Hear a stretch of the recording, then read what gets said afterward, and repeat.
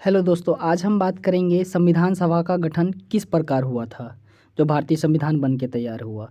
Cabinet mission योजना द्वारा सुझाए गए प्रस्तावों के तहत नवंबर 1946 में संविधान सभा का गठन हुआ। योजना की विशेषताएं थी, जो पहला हम बात कर रहे हैं, संविधान सभा की कुल सदस्य संख्या 389 होनी थी, जिनमें 296 सीटें ब्रिटिश भारत और 93 सीटें जो उस टाइम देसी रियासत थे उनको आवंटित थे।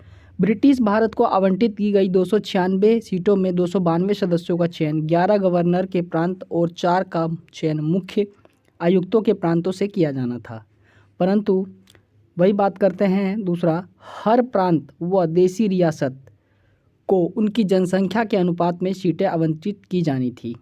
मोटे तौर पर कहा जाए तो प्रत्येक 10 लाख लोगों पर एक सीट आवंटित की जानी थी। जैसे कि उस टाइम में जनसंख्या भी कम थी, इसीलिए इतनी सीटें थी।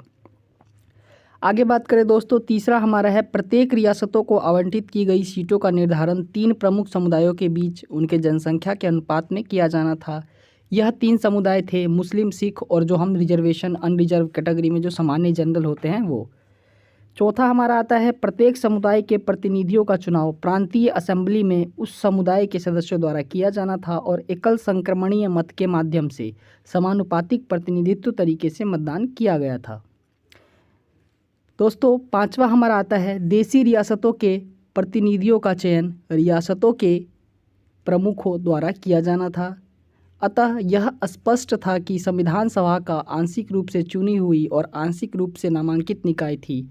इसके अलावा सदस्यों का चयन अप्रत्यक्ष रूप से प्रांतीय व्यवस्थापिका के सदस्यों द्वारा किया जाना था, जिनका चुनाव एक सीमित मताधिकार के आधार पर किया गया। संविधान सभा के लिए चुनाव जुलाई-अगस्त 1946 में हुआ।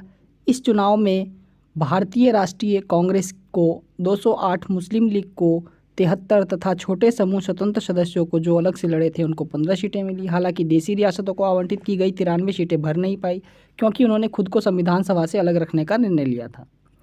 यद्यपि संविधान सभा का चुनाव भारत के वयस्क मतदाताओं द्वारा प्रत्यक्ष रूप से नहीं हुआ था, तथापि इसमें प्रत्येक समुदाय, हिंदू, मुस्लिम, सिख, पारसी, आंग्ल भारतीय, भारतीय ईसाई, अनुसूचित जाति, अनुसूचित जनजाति के प्रतिनिधियों को जगह मिली थी।